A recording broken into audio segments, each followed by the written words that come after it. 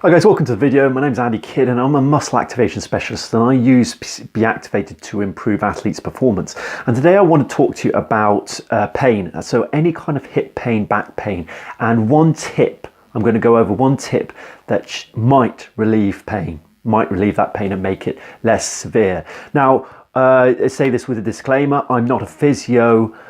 I use Be Activated, a muscle activation method, to improve sports performance. As I say before, I'm not involved with it relieving pain, but it so happens that in using my Be Activated, I do usually relieve pain, whether that be back pain. People feel less of a backache, or back pain or hip pain, and they just feel looser around the hips. So, and this all makes sense because when you activate all the muscles around here, the body works in synergy, and when the body works in synergy, it's going to be less stressed, and because it's less stressed, there's going to be less pain and less muscle overuse. Now, stress is a major part of this, and there's a link between stress and pain. So if you've got, I think a great book to read is Dr. Jennifer Schneider and Living with Chronic Pain, and she goes with the fact that that stress and pain are very, very much correlated. So any stress that's psychosocial stress or stuff that you're going through in terms of life situations, it's likely that your pain will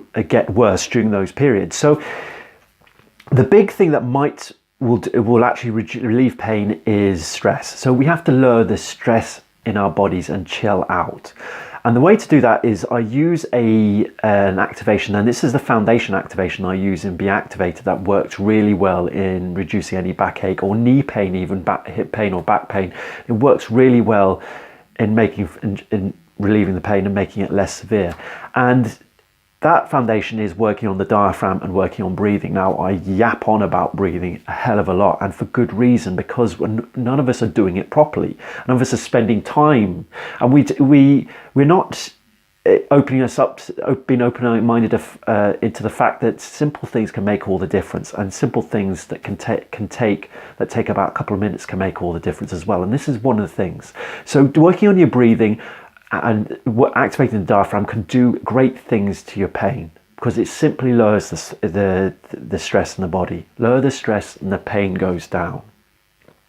Now, I do videos on this. There's a couple of videos that I'll put down below this video, put links to them, and there's one that I do is 4 activations that I do, and I do it over the video. And the first one I do, and that is activating the diaphragm. So I look at that video to help you activate the diaphragm. So this will allow you to breathe, get more oxygen into the lungs, and work the diaphragm more.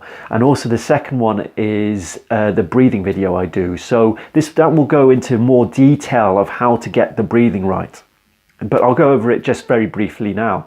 So what we want to do to breathe properly that will help you reduce the pain is to, whether you're seated, whatever you're doing, take a couple of minutes out, and you can do this standing, but it's better to do it lying down. And what we're looking for is to fill our lungs. So when we breathe in through our nose and out through our mouth, and when we breathe out, it should take longer than it does to breathe in. And we should want to almost get the body to sink into the shoulders drop, or the body, if you're lying down, the body to sink into the ground more, and so it's like more of a lead weight. That's what we're looking for to reduce the stress levels, release the muscle tension that's built up.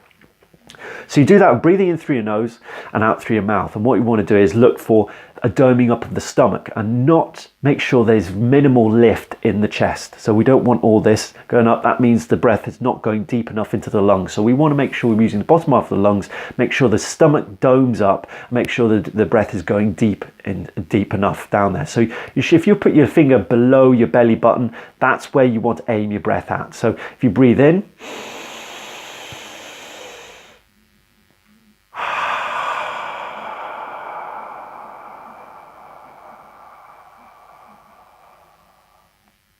and after each breath, you may want to just sit still for a minute and let the muscles relax, let the body sink, and just sit there still for a minute before you do the next breath, and then repeat it again. Now you'll notice that the breath that it took, the exhalation took longer. That's what you want to do, is make sure all the air passes out of the lungs.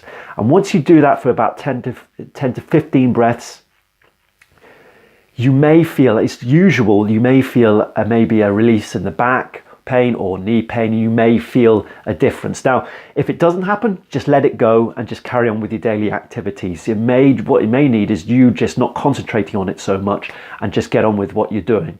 But let the breaths do its job, because even after you've taken those breaths, there is going to be residual results after you do it as well. And you may notice about 10-15 minutes later that the back pain is gone. So that's a tip that you can use if you're feeling like any pain that's holding you back, sitting in your chair or anywhere in the body. It might work for shoulder pain as well. But what you can use that for a couple of minutes and see how it goes, and it might help. Everybody's different. Not saying this will work for everybody, it's how you apply it, and also there's different reasons why people are stressed anyway. But hopefully you liked that video. If you liked it, please like it. If you can share it, I really would appreciate it. And any comments, you're welcome to put below as well. So thanks for watching.